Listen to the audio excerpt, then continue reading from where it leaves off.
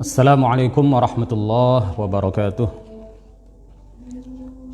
Bismillah, alhamdulillah, wassalatu wassalamu ala rasulillah wa ala alihi wa ashabihi wa mawalah, wa la hawla wa la quwwata illa billah.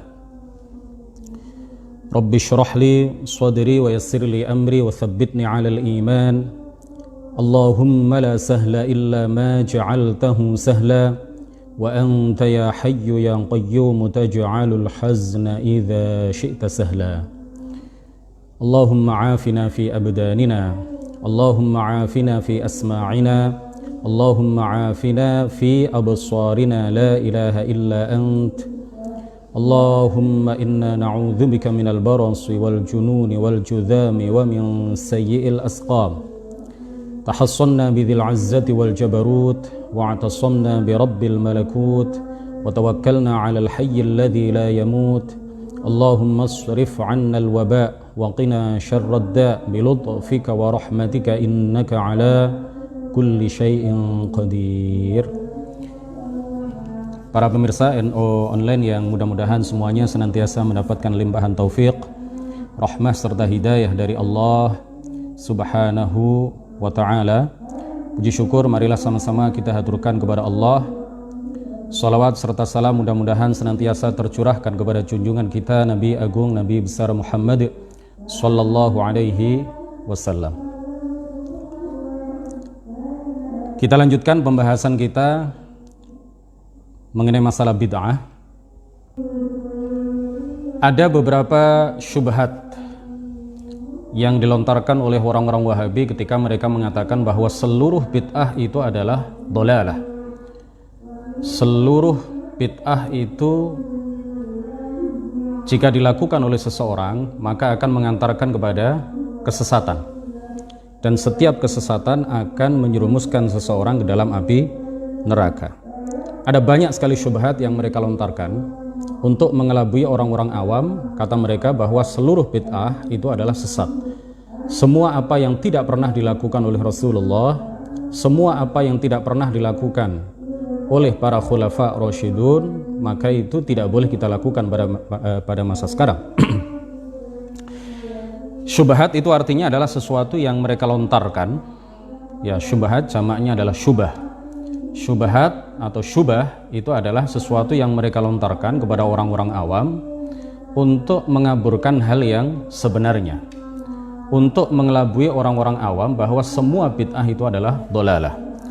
Di antara syubhat yang biasa mereka katakan adalah hadis yang diriwayatkan oleh Imam Abu Dawud bahwa Rasulullah sallallahu alaihi wasallam bersabda, wa iyyakum wa muhdatsatil umur fa inna kulla muhdatsatin bid'ah wa kulla bid'atin dhalalah. Jauhilah oleh kalian al-muhdatsat, ya, atau muhdatsatil umur, hal-hal yang baru, perkara-perkara yang baru. Fa inna kulla muhdatsatin, karena setiap perkara yang baru yang tidak pernah dilakukan oleh Rasulullah atau tidak pernah dilakukan pada masa Rasulullah, maka itu adalah bid'ah. Wa kulla bid'atin dhalalah. Kata orang-orang Wahabi berdasarkan hadis ini, maka semua bid'ah itu adalah dhalalah.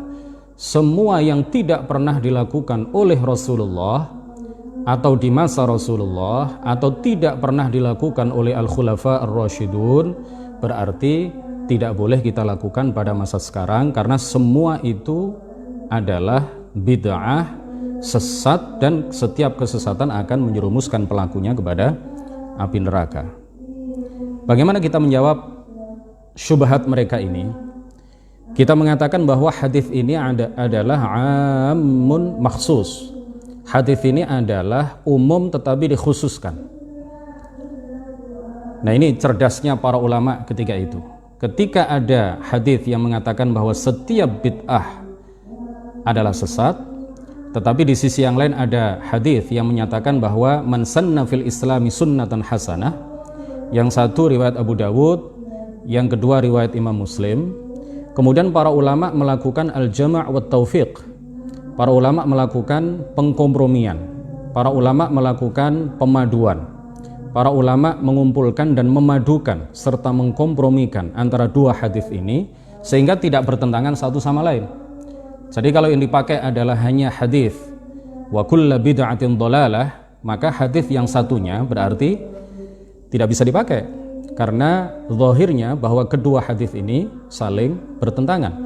Padahal antara satu nas dengan nas yang lain kalau memang sama-sama sahih, itu pertama kali yang dilakukan kalau memang secara zahir keduanya saling bertentangan, maka tahapan pertama yang dilakukan oleh para ulama adalah al-jama' wa at-taufiq, memadukan dan mengkompromikan. Apa kata para ulama? Di antaranya adalah Al-Imam Muhyiddin Ibnu Syaraf An-Nawawi di dalam kitab Syarah Sahih Muslim. Beliau mengatakan bahwa hadis ini wa kullu bid'atin dhalalah ini adalah hadis yang am, hadis yang umum.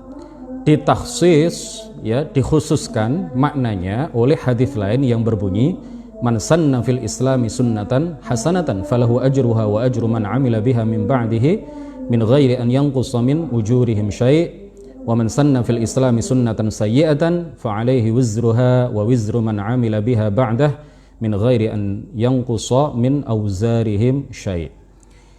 Jadi hadis yang pertama itu artinya adalah umum, sedangkan hadis yang kedua artinya adalah khusus. Hadis yang khusus yang kedua ini mentakhsis, ya, membatasi makna atau keumuman makna yang terkandung di dalam hadis yang pertama. Makanya Al-Imam An-Nawawi mengatakan dari kompromi itu disimpulkan bahwa lafadz kul di sini artinya tidak semua bid'ah, ya, tidak semua bid'ah itu sesat. Tetapi yang dimaksud adalah ghalibul bid'ah, ya, yang dimaksud adalah apa? Ghalibul bid'ah, sebagian besar bid'ah itu adalah sesat. Jadi ini biasa dilakukan oleh para ulama, ya, ketika mereka mengkompromikan antara dua hadis yang kelihatannya saling bertentangan di mata orang awam. Nah, kemudian kalau ada orang yang bertanya, hadis wa kullu bid'atin dhalalah ini kan menggunakan lafadz kul. Masa lafadz kul itu kemudian ditakhsis? Kul itu artinya seluruhnya. Setiap orang yang belajar bahasa Arab pasti mengetahui bahwa lafadz kul itu artinya adalah semuanya. Masa bisa lafadz kul itu kemudian ditakhsis? Nah, para ulama mengatakan, di antaranya adalah Imam An-Nawawi mengatakan bahwa ada ayat Al-Quran yang menggunakan lafadz kul tetapi artinya tidak seluruhnya. Jadi lafadz kul di dalam ayat yang akan kami sebutkan ini di dalam surat Al-Ahqaf ayat 25 ini lafadznya memang seakan-akan memiliki arti umum, ya, kul, ya, seluruhnya, semuanya. Tetapi ternyata ayat tersebut tidak mengandung arti umum, ya, tetapi mengandung arti sebagian. Ayat itu berbunyi bagaimana? Ayat itu berbunyi tudammiru kulla syai'in bi amri rabbiha. Angin itu telah meluluh lantakkan seluruh, ya, seakan-akan secara zahir artinya adalah seluruh atau segala sesuatu bi amri rabbiha, dengan perintah Allah Subhanahu wa ta'ala. Jadi ayat ini berbicara mengenai azab yang diterima oleh kaum 'Ad, kaumnya Nabi Hud alaihi salam, ketika mereka durhaka kepada Allah dan Rasulnya. Lalu Allah mengirimkan angin, ya. Allah kemudian mengirimkan angin kepada mereka. Di dalam ayat ini disebutkan apa? Tudammiru kulla syai' bi amri rabbiha. Tidak ada para ulama yang kemudian mengatakan, tidak ada satupun ulama tafsir dan ulama-ulama di bidang keilmuan yang lain yang kemudian mengatakan lafadz kul di sini artinya adalah semuanya. Jadi semua yang ada ketika itu diluluh lantakkan oleh angin. Tidak ada satupun ulama tafsir yang mengatakan seperti itu.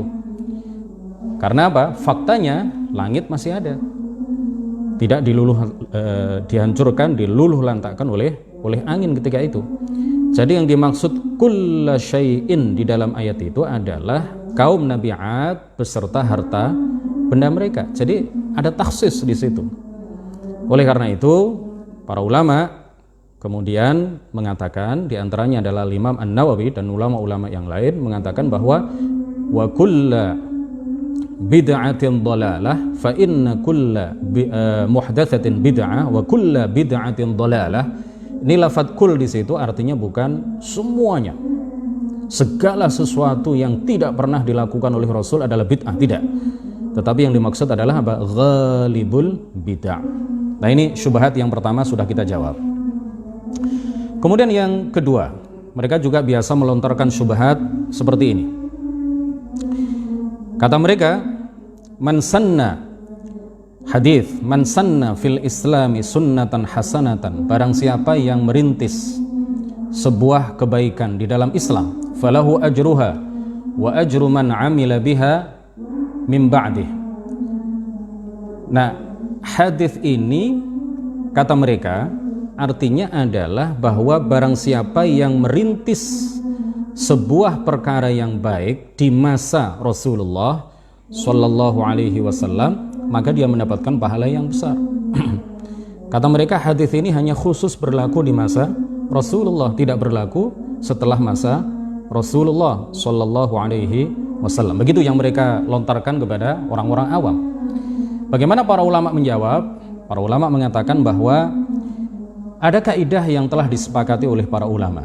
Kaidah itu berbunyi begini, la tathbutul khususiyyatu illa bidalil. La tathbutul khususiyyatu illa bidalil. Jadi pengkhususan itu tidak boleh dilakukan kecuali harus ada dalilnya. Nah, ketika mereka mengatakan bahwa hadis ini hanya khusus berlaku pada masa Rasulullah Shallallahu Alaihi Wasallam, dalilnya apa? Nggak ada. Ketika mereka mengatakan bahwa hadis ini yang dimaksud adalah bahwa orang yang merintis sebuah perkara yang baik di masa Rasulullah, maka dia mendapatkan pahala. Sedangkan orang-orang yang merintis perkara-perkara baru yang tidak pernah dilakukan oleh Rasulullah sepeninggal Rasulullah, setelah Rasulullah meninggal dunia, maka hal itu tidak boleh. Hal itu haram, hal itu bid'ah yang sesat, hal itu mengantarkan kepada neraka. Nah, ketika mereka melakukan khususiyah seperti ini, pengkhususan seperti ini, dalilnya apa? Mereka nggak punya dalil. Oleh karena itu, kalau mereka memang tidak punya dalil, nah apa yang kita katakan? Hadis ini yabqa ala umumihi. Jadi hadis ini tetap kita berlakukan keumuman maknanya, bahwa setiap orang yang merintis perkara-perkara baru di dalam Islam, setiap orang yang merintis perbuatan-perbuatan yang baik pada masa Rasulullah ataupun setelah masa Rasulullah, pada masa sahabat ataupun setelah masa sahabat ataupun setelah masa tabi'in dan seterusnya sampai sekarang, maka baginya pahala dari rintisan perbuatan baik yang telah dia lakukan. Makanya hadis itu berbunyi apa? Man sanna fil islami sunnatan hasanatan. Barang siapa yang merintis perkara baik, perkara baru yang baik di dalam apa? Islam. Nah, di dalam Islam itu kan bisa di masa Rasulullah, bisa pada masa sahabat, bisa pada masa tabi'in, bisa kapanpun. Asalkan perkara itu baik sesuai dengan Al-Quran dan hadis, kemudian dirintis oleh seseorang, ya, seperti peringatan Maulid Nabi tidak pernah dilakukan oleh Rasulullah, tidak pernah dilakukan pada masa Rasulullah, tidak pernah dilakukan oleh sahabat, tidak pernah dilakukan pada masa sahabat. Ini karena ini adalah perkara yang baik dan telah disepakati, ya, bahwa itu tidak bertentangan dengan Al-Quran dan hadis oleh para ulama. Makanya kemudian hal itu termasuk perkara yang sunnah hasanah, ya, termasuk perkara yang baik. Nah, kemudian yang ketiga, syubhat yang ketiga, mereka biasanya mengatakan begini, hadis yang mengatakan bahwa man sanna fil islami sunnatan hasanatan falahu ajruha wa ajru man amila biha min ba'dih dan seterusnya, ini terkait dengan sabab wurud yang khusus. Jadi kenapa Rasulullah mengatakan seperti itu? Karena ada latar belakangnya, karena ada sababul wurudnya, karena ada sebab yang terjadi ketika itu, bahwa ada beberapa orang fakir yang saking fakirnya, ya, tidak punya uang sama sekali, tidak punya harta sama sekali, sampai-sampai mereka menggunakan semacam kulit hewan, dilubangi tengahnya, kemudian dimasukkan melalui leher mereka, kemudian kulit itu dijadikan pakaian oleh mereka. Ini saking miskinnya mereka, saking fakirnya mereka.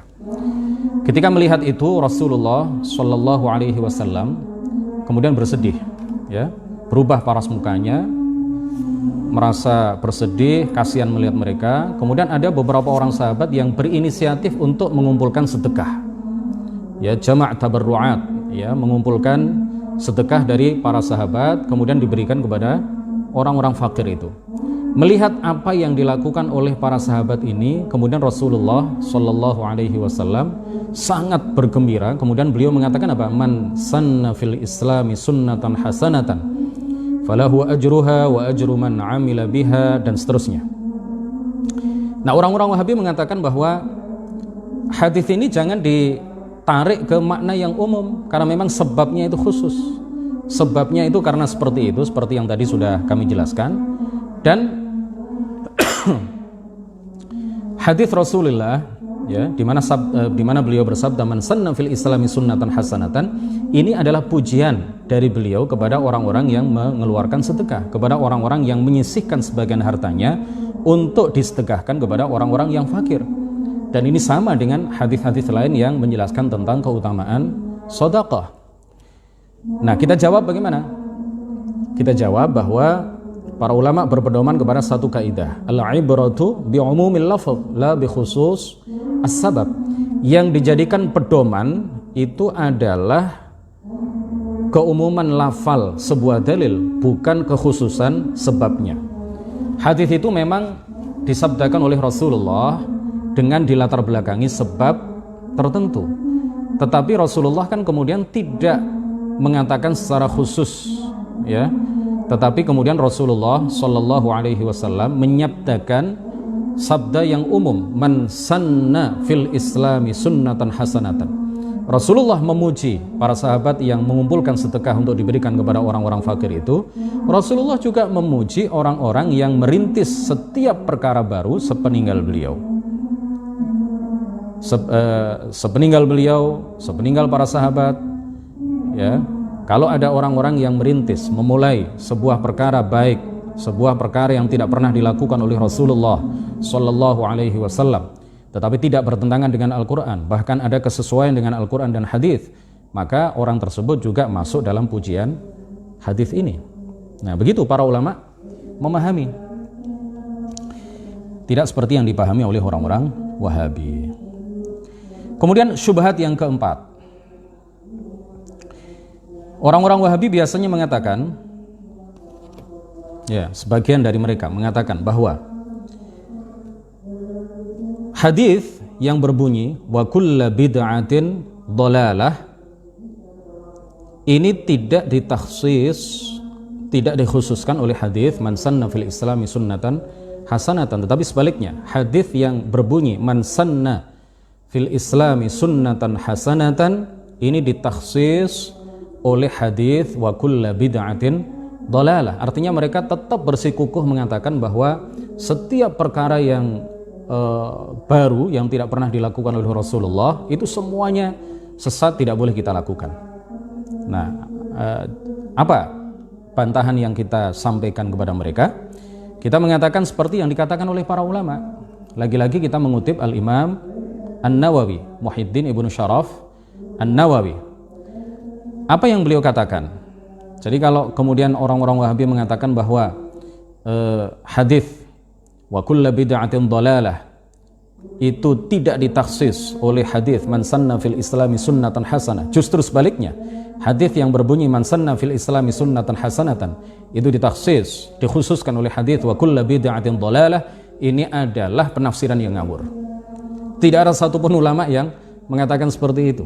Ini hanya dikatakan oleh sebagian orang Wahabi yang memang ini adalah penafsiran yang sangat ngawur dan tidak sesuai dengan kaidah-kaidah yang diberlakukan oleh para ulama di dalam memahami dalil-dalil baik dari Al-Quran dan hadis. Apa kata Al-Imam An-Nawawi mengomentari hadis man sanna fil islami sunnatan hasanatan?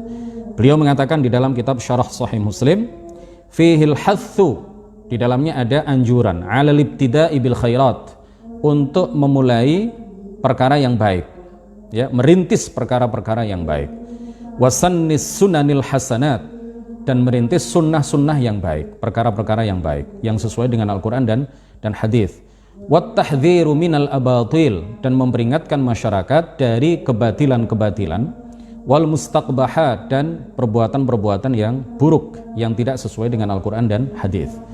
Wa fi hadzal hadits, dan di dalam hadis ini takhsisu qaulihi sallallahu alaihi wasallam, fa inna kulla muhdatsatin bid'ah wa kulla bid'atin dhalalah. Jadi hadis yang berbunyi man sanna fil islami sunnatan hasanatan ini adalah mengkhususkan keumuman makna yang terkandung di dalam hadis lain yang berbunyi fa inna kulla muhdatsatin bid'ah wa kulla bid'atin dhalalah. Wa annal murada bihi al muhdatsatul batilah, bahwa yang dimaksud dengan fa inna kulla muhdatsatin bid'ah wa kulla bid'atin dhalalah itu adalah al muhdatsat al batilah, perkara-perkara baru yang batil, yang tidak sesuai dengan Al-Qur'an dan hadis. Wal bid'ul madhmumah, dan bid'ah-bid'ah yang tercela, bid'ah-bid'ah yang bertentangan dengan Al-Qur'an dan hadis. As-Sindi, ya, salah seorang ulama hadis, di dalam Hasyiyah Ibn Majah, beliau mengatakan apa? Qauluhu sunnatan hasanatan ay tariqatan maradiyatan turdillaha, sunnatan hasanatan ay tariqatan maradiyatan yuqtada biha, ya, wa tamyizu bainal hasanati was sayyiati bimuwafaqati usuli syara' wa adamiha. Jadi sabda Nabi sunnatan hasanatan, ya, maksudnya adalah jalan yang diridhai dan diikuti. Tariqatan maradiyatan yuqtada biha. Cara membedakan antara bid'ah hasanah dan bid'ah yang sayyi'ah adalah dengan melihat apakah perkara baru itu sesuai dengan Al-Qur'an dan hadis ataukah bertentangan dengan Al-Qur'an dan hadis. Kemudian ulama lain yang disepakati kepakarannya di dalam bidang hadis tidak saja oleh para ulama ahli sunnati wal jamaah, tetapi oleh seluruh ulama dari berbagai kalangan, ya, termasuk oleh ulama-ulama Wahabi. Al-Hafidz Ibnu Hajar Al-Asqalani mengatakan di dalam kitab Fathul Bari, ya, wa tahqiqu annaha in kanat mimma tandariju tahta mustahsanin fi syara' fahiya hasanah, wa in kanat mimma tandariju tahta mustaqbahin fi syara' fahiya mustaqbahah. Jadi cara mengetahui bid'ah yang hasanah dan bid'ah yang sayyi'ah menurut tahqiq yang dilakukan oleh para ulama adalah bahwa jika perkara baru itu masuk dan tergolong kepada hal yang baik dalam syara', berarti termasuk bid'ah yang hasanah. Dan apabila perkara baru itu tergolong dan masuk dalam hal yang buruk dalam syara', maka ia tergolong bid'ah yang sayyi'ah. Jadi hadirin sekalian, musyahidin sekalian, para ulama lah yang mengetahui mana hadis yang umum dan mana hadis yang sahih. Hadis mana yang mengkhususkan hadis lain dan hadis mana yang dikhususkan oleh hadis yang lain, itu yang mengetahui adalah para ulama.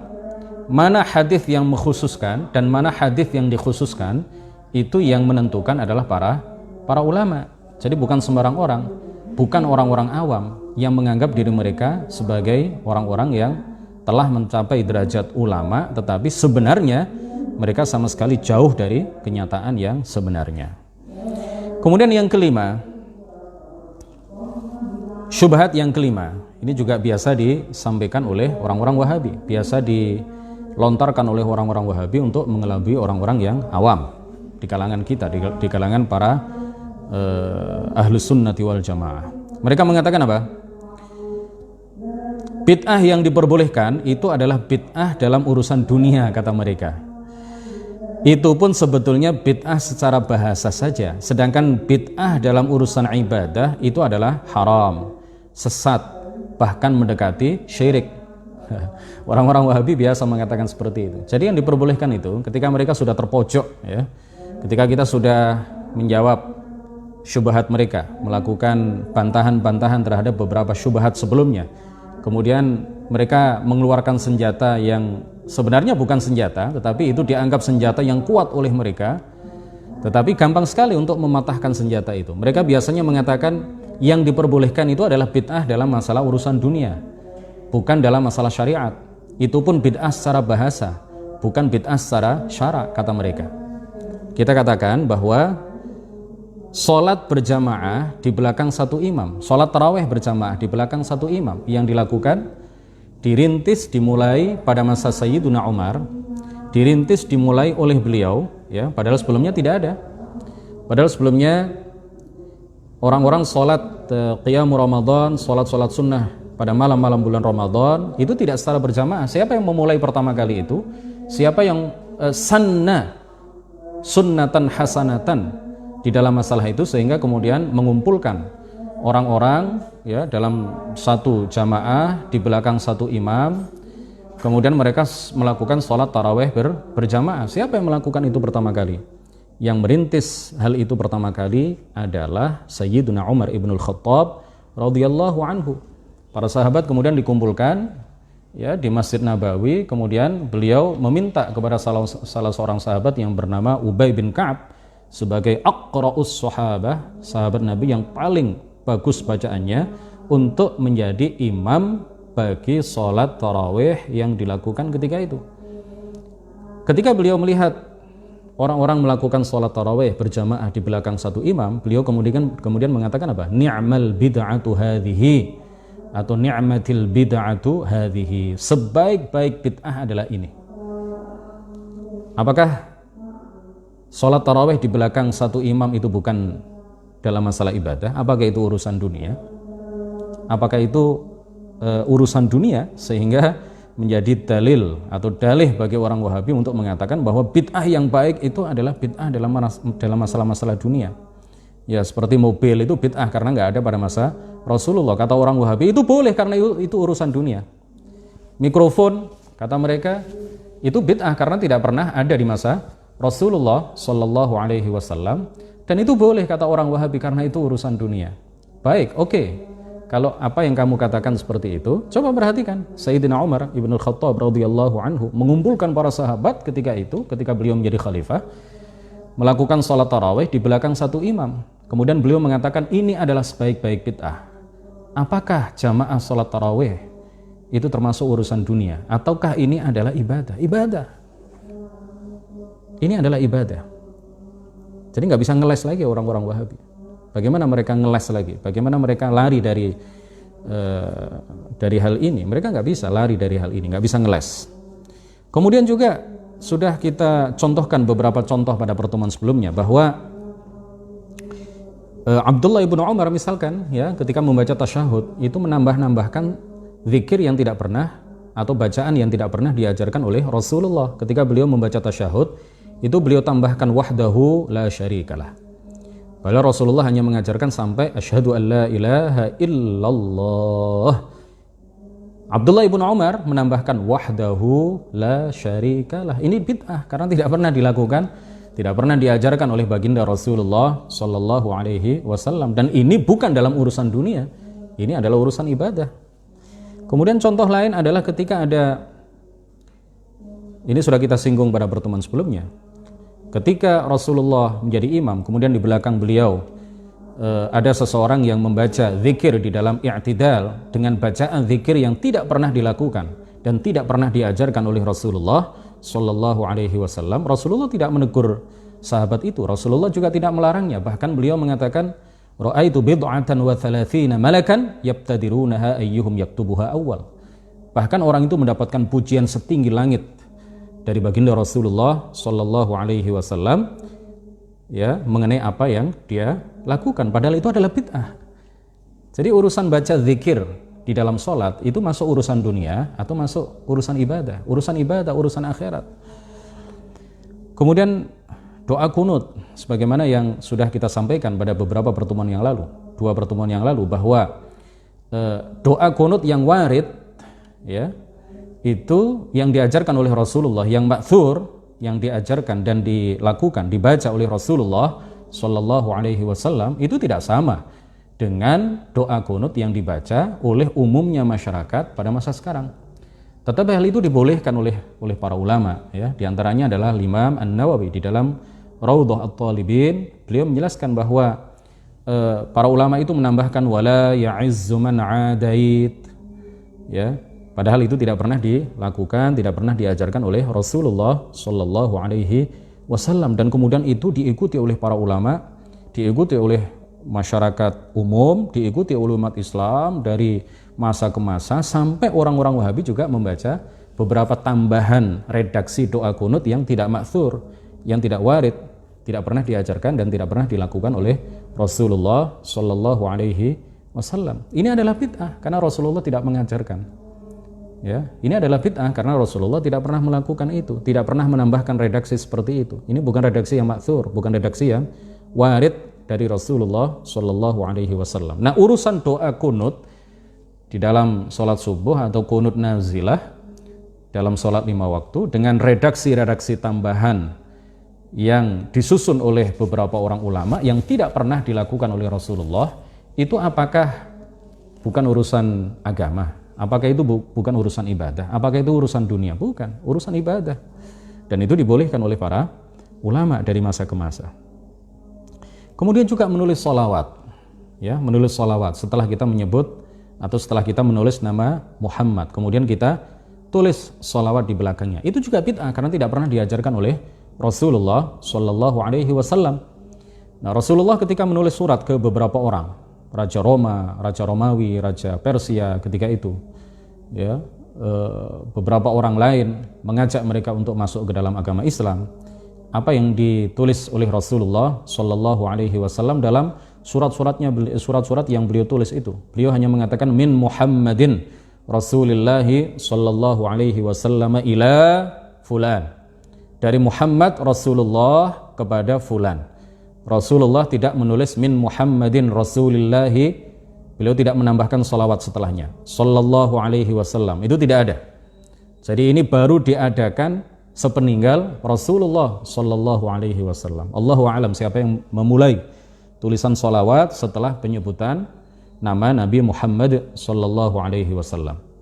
Jadi ini juga bukan urusan dunia, ini urusan ibadah. Salawat itu mendatangkan keberkahan, salawat itu mendatangkan pahala. Berarti ini adalah urusan ibadah. Kemudian pemberian titik dalam Al-Quran yang kemudian dibaca, ya, Al-Quran pada masa Rasulullah, pada masa Al-Khulafa'ur Rasyidun, pada masa sahabat, tidak ada titik-titik di dalam huruf-hurufnya. Tidak ada harokat i'rab di dalam huruf-huruf yang ada di dalam Al-Quran. Kemudian baru salah seorang ulama di kalangan tabi'in yang bernama Yahya bin Ya'mur atau Yahya bin Ya'mar, beliaulah orang yang pertama kali merintis atau memulai pemberian titik-titik di dalam huruf-huruf Al-Quran sehingga ada bedanya antara ba dengan ta dengan tha. Sebelumnya tidak ada bedanya antara ba, ta dengan tha, sama semuanya. Jim, ha, kha tidak ada bedanya, semuanya begini, nggak ada titiknya. Siapa yang pertama kali merintis pemberian titik di dalam huruf-huruf yang ada di dalam Al-Quran? Bukan para sahabat, tetapi salah seorang ulama di kalangan tabi'in yang bernama Yahya bin Ya'mur, sebagaimana hal itu diterangkan di dalam kitab Al-Masahif karya Ibnu Abi Dawud, ya, putra Sahib As-Sunan. Nah, ini pemberian titik di dalam Al-Quran ini apakah urusan dunia? Apakah ini urusan dunia, wahai orang-orang Wahabi? Bukan, ini adalah urusan akhirat, ini adalah urusan ibadah, ini adalah urusan yang berkaitan dengan pahala. Ya, orang baca Al-Quran sehingga mereka mudah membaca Al-Quran karena ada titik-titik di dalamnya. Sebelumnya nggak bisa dibedakan antara ba, ta dengan tha, kemudian diberi titik oleh Yahya bin Ya'mur sehingga orang-orang setelah itu menjadi sangat dimudahkan untuk membedakan antara satu huruf dengan huruf-huruf yang lain. Ini adalah urusan ibadah, ya, tadarus Al-Quran selama bulan Ramadan, setelah sholat tarawih, setelah sholat witir. Jika tidak ada titik-titik di dalam huruf-huruf Al-Quran, saya yakin orang-orang pada zaman sekarang, termasuk mereka orang-orang Wahabi, akan kesulitan di dalam membaca ayat-ayat Al-Quran. Jadi kalau memang mereka menganggap bahwa setiap apa yang tidak pernah dilakukan oleh Rasulullah atau pada masa Rasulullah, tidak pernah dilakukan oleh sahabat pada masa sahabat, itu adalah bid'ah yang dhalalah. Bisakah kemudian mereka membaca Al-Quran tanpa titik? Kenapa mereka masih membaca Al-Quran yang ada di mereka yang dicetak dengan titik-titik? Ada titik 1 di bawah ba, ada titik 2 di atas ta, ada titik 3 di atas ta. Kita katakan bahwa itu adalah bid'ah. Kalian mengatakan setiap bid'ah itu dhalalah. Kalian mengatakan bahwa bid'ah yang diperbolehkan itu hanya urusan dunia. Kalau urusan akhirat, kalau urusan ibadah, nggak boleh, haram, bahkan mendekati syirik. Na'udzubillahi min dzalik. Mereka nggak bisa menjawab. Kemudian kita katakan kepada mereka bahwa dari mana ada pemilahan antara bid'ah lughawiyah dengan bid'ah syar'iyyah? Dari mana ada pemilahan? Ada dibeda-bedakan antara bid'ah secara bahasa dengan bid'ah secara syarak? Bukankah para ulama ketika mereka mengatakan bid'ah, maka yang dimaksud adalah bid'ah yang secara syariat, yang berkaitan dengan syariat.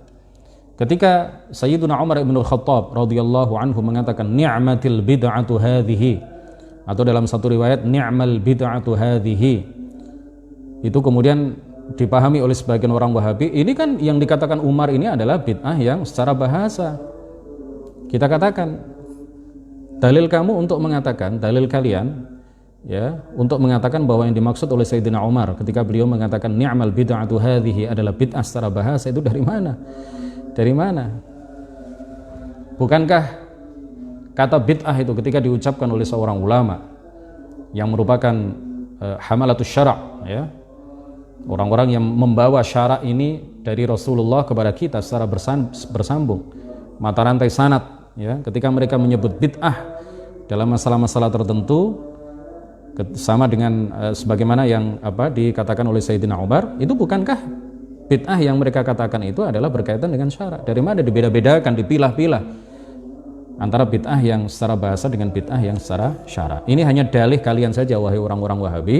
Ketika kalian terpojok tidak bisa menjawab bukti-bukti dan dalil-dalil yang kami sampaikan kepada kalian, maka kalian menggunakan jurus terakhir.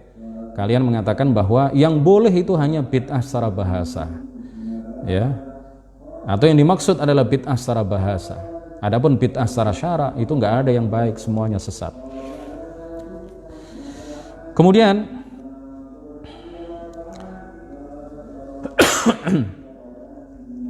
kita katakan juga kepada mereka bahwa apakah orang-orang seperti Sayyidina Umar, Abdullah ibn Umar, para ulama Al-Hafidh ibn Hajar, kemudian juga Al-Imam An-Nawawi, ya, Muhyiddin ibn Syaraf An-Nawawi, ketika mereka membagi bid'ah menjadi dua, ada bid'ah yang hasanah, ada bid'ah yang sayyi'ah. Al-Izz ibn Abdissalam ketika beliau membagi bid'ah menjadi 5. Bahkan Imam An-Nawawi itu tidak hanya membagi bid'ah menjadi 2, beliau kadang-kadang membagi bid'ah menjadi 2, tetapi di salah satu bagian dalam kitab Syarah Sahih Muslim beliau mengatakan bahwa bid'ah itu ada 5. Ada bid'ah yang wajib, ada bid'ah yang haram, ada bid'ah yang makruh, ada bid'ah yang sunnah, ada bid'ah yang mubahah, ya. Ketika mereka membagi bid'ah menjadi 2 atau menjadi 5, Imam Syafi'i juga kata beliau ada bid'atu huda, ada bid'ah yang dhalalah, ada bid'ah yang hasanah, ada bid'ah yang dhalalah. Ketika para ulama, orang-orang tokoh-tokoh besar sekali berimam Syafi'i, sekali berimam An-Nawawi, sekali Al-Hafidh Ibnu Hajar Al-Asqalani, mereka membagi bid'ah menjadi 2 atau menjadi 5, tidakkah mereka dikatakan bahwa mereka itu tidak pernah mendengar atau tidak pernah mendapat keterangan bahwa ada hadis yang menyatakan fa inna kulla muhdatsatin bid'ah wa kulla bid'atin dhalalah? Mereka pasti mendengar itu, ya, karena hadis ini adalah hadis yang sangat populer di kalangan para ulama, tidak hanya di kalangan para ulama tetapi juga di kalangan orang-orang awam. Fa inna kulla muhdatsatin bid'ah wa kulla bid'atin dhalalah. Hadis ini sangat populer dari masa ke masa, ya, tidak hanya di kalangan orang Wahabi, di kalangan para ulama ahli sunnah, di kalangan orang-orang awam NO, mereka semuanya saya yakin pernah mendengar hadis fa inna kulla muhdatsatin bid'ah wa kulla bid'atin dhalalah, apalagi para ulama. Jadi meskipun mereka mendengar, ya, hadis yang sangat populer ini, tetapi mereka tetap membagi bid'ah menjadi 2 atau menjadi 5, karena mereka meyakini dan mereka sangat memahami dalil-dalil yang ada di dalam Al-Quran, dalil-dalil yang ada di dalam hadis. Ya, mereka hafal ratusan ribu hadis, mereka hafal Al-Quran, mereka bisa mengkompromikan al-jama' wa taufiq antara beberapa hadis atau antara beberapa ayat yang secara zahir itu bertentangan, itu mereka bisa padukan sehingga kemudian mereka berkesimpulan bahwa bid'ah itu ada dua, tidak semua bid'ah itu sesat. Lafadz kul di dalam hadis fa inna kulla muhdatsatin bid'ah wa kulla bid'atin dhalalah itu tidak berarti jami', tidak berarti semuanya, tetapi yang dimaksud adalah ghalibul bid'ah, ya, sebagian besar bid'ah. Jadi bisa dipahami ya. Insyaallah ini menjadi terang benderang, ya, menjadi sangat jelas bagi kita semuanya. Insyaallah dengan itu kita bisa melakukan bantahan-bantahan terhadap orang-orang Wahabi. Yang terakhir, mereka biasa melontarkan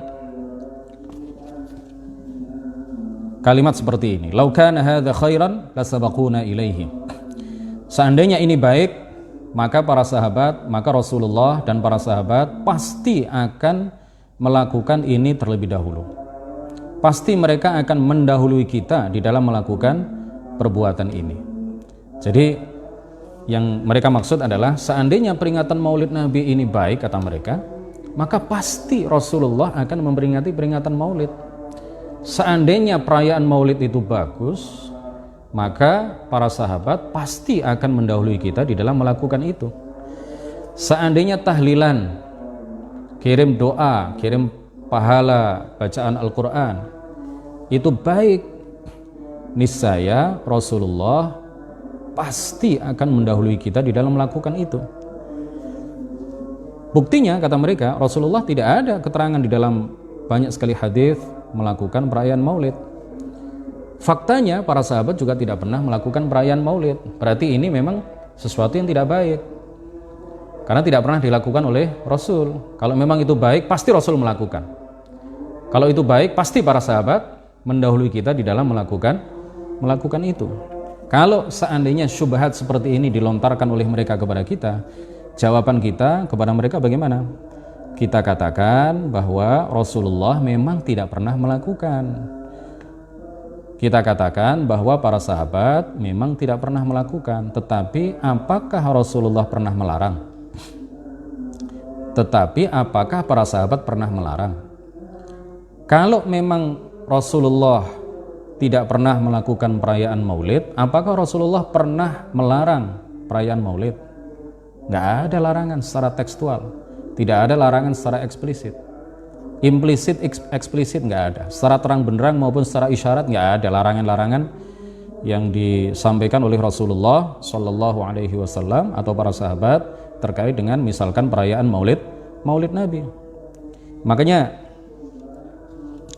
di dalam Al-Quran Allah Subhanahu Wa Taala mengatakan begini, wa ma atakumur rasulu fakhudhuhu wa ma nahakum anhu fantahu.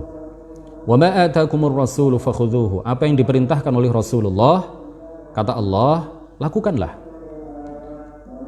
Ya, wa ma nahakum anhu fantahu, dan apa yang dilarang oleh Rasulullah, tinggalkanlah. Jadi firman Allah seperti ini. Allah Subhanahu wa taala tidak berfirman wa ma atakumur rasulu fakhudhuhu wa ma lam yaf'alhu rasul fantahu anhu. Allah tidak berfirman seperti itu. Allah tidak mengatakan apa yang dilakukan oleh Rasulullah, lakukanlah. Apa yang diperintahkan oleh Rasulullah, maka lakukanlah. Dan apa yang tidak pernah dilakukan oleh Rasulullah, maka tinggalkanlah. Allah tidak pernah berfirman seperti itu. Firman Allah adalah apa? Wa ma nahakum anhu fantahu. Dan apa yang dilarang oleh Rasulullah, maka jangan kalian lakukan. Makanya ada sebuah kaidah yang telah disepakati oleh para ulama, tarkus syai'i la yadullu ala man'ih. Tarkus syai'i la yadullu ala man'ihi. Ketika Rasulullah tidak melakukan sesuatu, itu la yadullu ala man'ihi. Tidak serta-merta kemudian dipahami Rasulullah melarang itu. Atau tidak serta-merta dipahami bahwa perbuatan yang tidak pernah dilakukan oleh Rasul itu kemudian terlarang bagi kita untuk melakukannya. Saya kira ini yang bisa kami sampaikan pada pertemuan kita pada malam hari yang berbahagia ini, malam kedua bulan Ramadan.